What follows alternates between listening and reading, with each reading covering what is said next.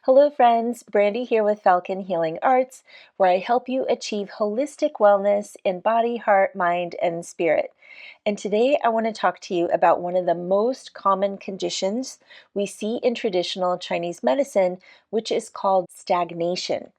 Now, when we're assessing health in Chinese medicine, we're looking at the qi and blood in the body. Qi is our vital energy. But we're not just looking at the amount of qi and blood, we're also looking to see if they're balanced between the two of them. And we are also looking to see if they are free flowing. When they are not moving well, we experience this phenomenon of stagnation. So that literally means that this energy in this blood is pooling, it's tightening, it's congealing.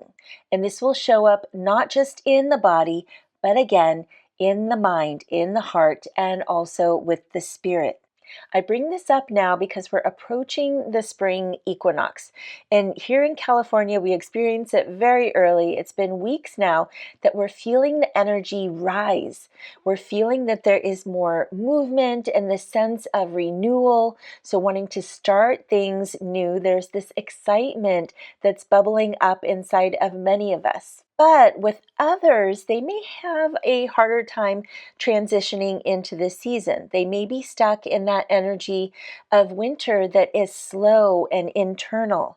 And for them, this spring energy may be bringing up a sense of irritability, feeling stuck, and tension is pooling in their bodies. These are all signs that the energy is becoming stagnant, especially with the liver qi, the liver energy, which is associated with spring from the Chinese medicine perspective.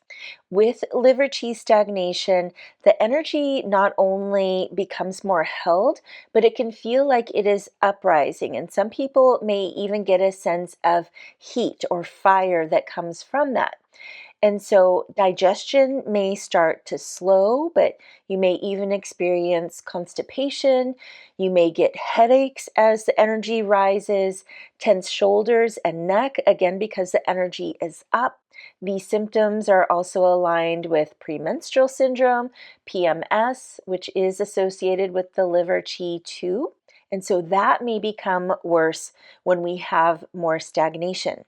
You may see this as weight gain that will not budge, and also fatigue in the body when you're not able to move with the energy. Emotionally, you may be feeling impatient, quick to anger, very frustrated. That sense of when you're in traffic and you're really needing to get somewhere, but you cannot move, that is the emotional sense that a lot of us have when we have liver qi stagnation. And you may also see this showing up in your behavior, with your relationships and with work. You may be procrastinating a lot.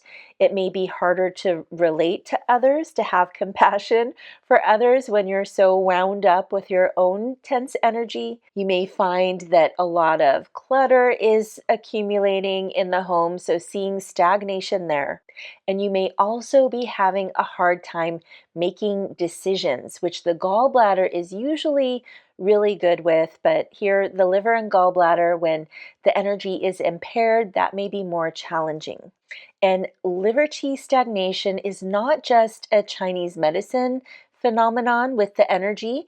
There is an overlap with modern physiology and Western medicine. So this stagnation can also show up with impaired function of the liver and the gallbladder. But you may also see that you have poor circulation, sluggish bile flow, lymphatic stagnation, chronic stress and high cortisol patterns, insulin dysregulation, and internal inflammation. So what do you do if you have these symptoms of stagnation?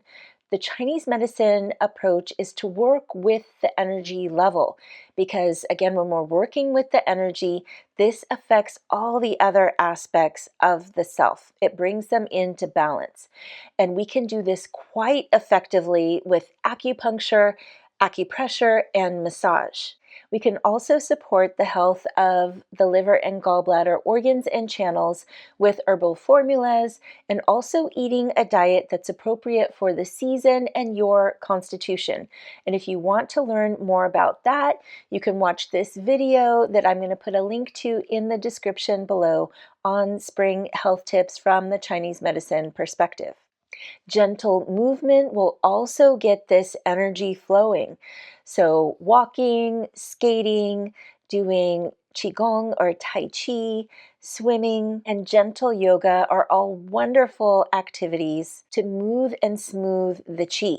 You don't want to do too much high intensity exercise or anything that's going to pull the energy in the upper body. So doing too much strength training for the upper body or doing yoga inversions like handstands or headstands, it's not really appropriate when the energy is already moving up.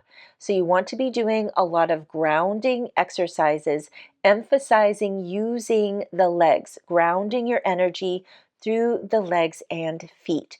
Now, there's also a functional medicine approach to balancing out the energy in the liver and gallbladder. And this is talking about that bridge with modern physiology and Western medicine too.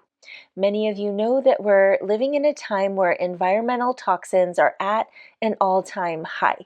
So if you're eating a conventional diet that's not organic, you're exposed to pesticides and herbicides, which the liver processes. If you're taking a lot of medications and recreational drugs, drinking alcohol, smoking anything, or you just have impaired detoxification pathways, then your liver most likely is experiencing a higher burden. This is why a lot of people do detoxification programs.